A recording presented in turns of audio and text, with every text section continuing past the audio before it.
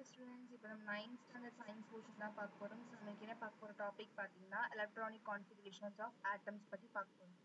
So we already know that the electrons occupy different level of energy levels called orbits or shells.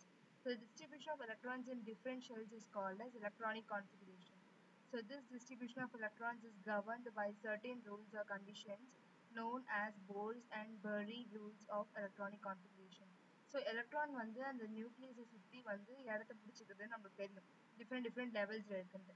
ஆனால் ஒவ்வொரு orbital ஒவ்வொரு ரிங்கிலுமே எவ்வளோ energy இருக்கும் அப்படின்றது நமக்கு தெரியாதுல்ல. ஸோ அந்த தெரிஞ்சுக்கிற விஷயம் பேர் தான் என்ன சொல்கிறாங்கன்னா எலக்ட்ரானிக் கான்ஃபிகரேஷன் சொல்கிறாங்க. ஒரு ரிங்கில் வந்து இவ்வளோ இதான் இருக்க முடியும், ஸோ அடுத்த ரிங்கில் இவ்வளோ தான் இருக்க முடியும், அதோட லிமிட்டை வந்து சொல்கிறது.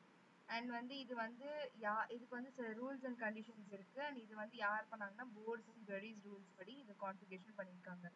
So rule 1 பார்த்தீங்கன்னா the maximum number of electrons that can be accumulated in a shell is equal to 2n square. ஓகேவா, where n is the serial number of the shell from the nucleus. So nucleusல இருந்து வர shell அதுதான் வந்து சொல்லியிருக்காங்க. So இப்போ வந்து k shell வந்து first value 1. So அப்போ 2 into n, என்னோட வேல்யூ 1, 1 ஸ்கொயர் வந்து 2 1s are 2. ஸோ L வந்து 2. ஸோ L வந்து 2னா 2 into 2 ஸ்கொயர் வந்து 2 2s are 4, 4 2s are 8. So L level அதாவது கே ஷெல்லில் வந்து 2 எலக்ட்ரான்ஸ் வந்து இருக்கும். அண்ட் எல் ஷெல்லில் வந்து 8 எலக்ட்ரான்ஸ் வந்து அக்யூமுலேட் ஆகும். எம் வந்து 3. ஸோ 3 ஸ்கொயர் வந்து 9. So 3 9s are 2 9s are 18. So third level எம்மில் வந்து 18 எலக்ட்ரான்ஸ் வந்து அக்யூமுலேட் ஆகும். என் 4. அப்போ 4 4s are 16, 16 into 2 வந்து 32. ஸோ என்னோட லெவலில் வந்து 32 எலக்ட்ரான்ஸ் வந்து அக்யூமுலேட் ஆகும். இது வந்து எலக்ட்ரானிக் கான்ஃபிகரேஷன்.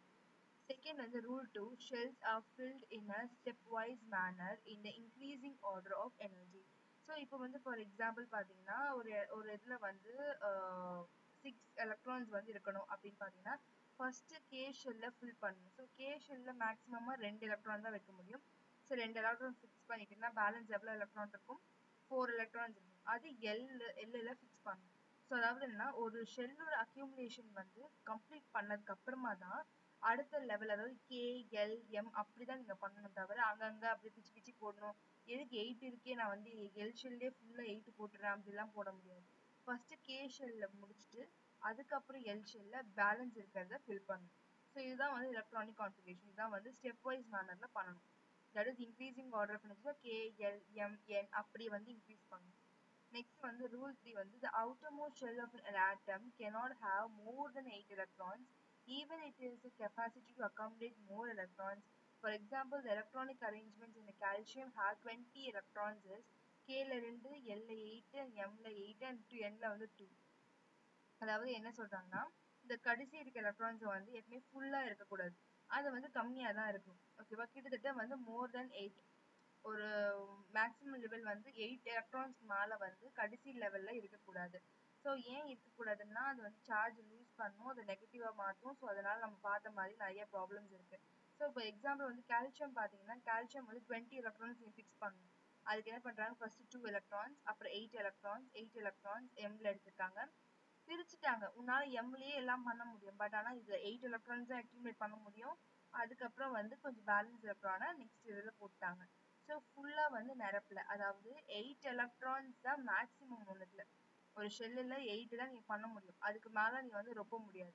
8 எலக்ட்ரான்ஸை வச்சு நீ ஸ்பிளிட் பண்ணி ரிங்காக போடணும், அவ்வளோதான், ஒன்றும் பண்ண முடியாது.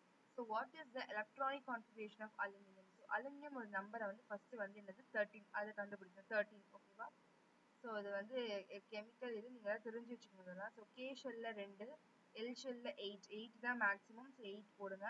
அண்ட் எம் ஷெல்ல வந்து பேலன்ஸ் இருக்கு 3 எலக்ட்ரான்ஸை போடுங்க. So it's electronic configuration is 2 8 3. So நீங்கள் இந்த மாதிரி உடஞ்சி நீங்கள் சால்வ் பண்ணாலும் பெட்டர். அண்ட் உங்களுக்கு நெக்ஸ்ட் வந்து என்னன்னா geometric representation of atomic structure of elements. So knowing the mass number and atomic number of an element we can represent atomic structure. So வந்து அதோட மாஸ் நம்பரும் அதோட அட்டாமிக் நம்பர் தெரிஞ்சதுலேருந்து அதோட ஆட்டமோட ஸ்ட்ரக்சரை நம்மளால ட்ரா பண்ண முடியும்.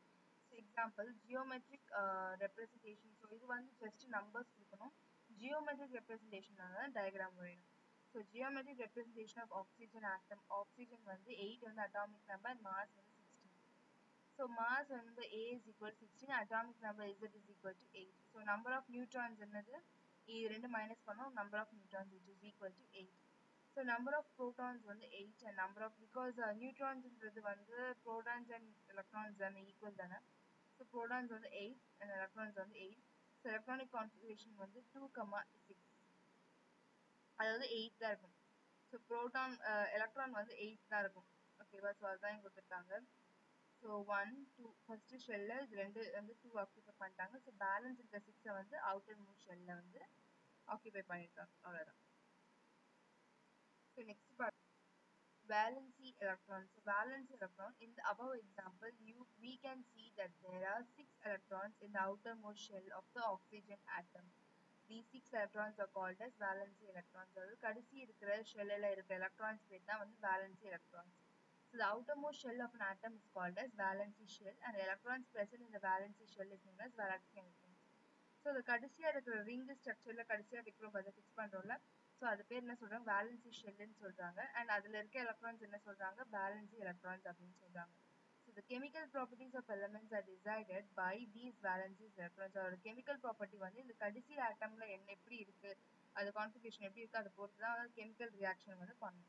Since there are the one that take place in chemical reaction, so the elements with same number of electrons in the valency shell shows similar properties, and those with different number of valency electrons shows வந்து different chemical properties. ஒரே நம்பரா இருந்துச்சுன்னா அது வந்து சிமிலரா இருக்கும் properties, and வந்து வேற வேற இருந்துச்சுன்னா கெமிக்கல் வந்து டிஃப்ரெண்ட் ப்ராப்பர்ட்டிஸ் காட்டும்.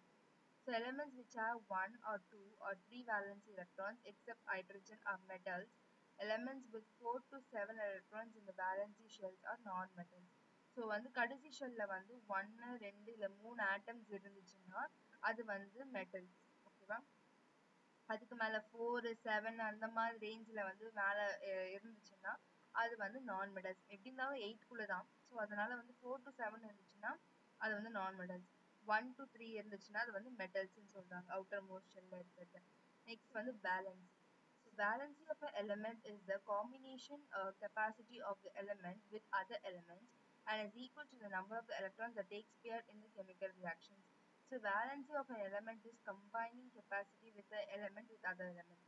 வேலன்சினா என்ன, ஒரு எலமெண்ட்டும் இன்னொரு எலமெண்ட்டும் கலக்கிறது. ஓகேவா? அது ரெண்டும் ஈக்குவல். அதுக்கு எதுக்கு ஈக்குவலா இருக்குன்னா கெமிக்கல் ரியாக்ஷனுக்கு இது பண்றதுக்கு அந்த எலக்ட்ரான்ஸ் வந்து ஈக்குவலா இருக்கும், அதுதான் சொல்றாங்க. So the valence of the element having valency electrons 1, 2, 3, 4 is 1, 2, 3, 4 respectively. Valency of an element with 5, 6, 7 valencies electrons is 3, 2 and 1, which is 8 valency electrons. So 1, 2, 3, 4 அப்படி இருந்துச்சுன்னா அது கடைசி ஷெல்ல வந்து 1, 2, 3, 4 தான் இருக்கும். அதே 5, 6, 7 அப்படின்னு இருந்துச்சுன்னா அதுக்கு வந்து 3, 2, 1 அப்படின்ற மாதிரி இருக்கும், which is 8 valency calculation respectively, because 8 is the number of electrons required by an element to attain a stable electronic configuration. So அது கடைசி ஸ்டேபிளா இருக்கிறதுக்கு 8 தான் இருக்கணும். So elements having completely filled outermost shell shows 0 valencies.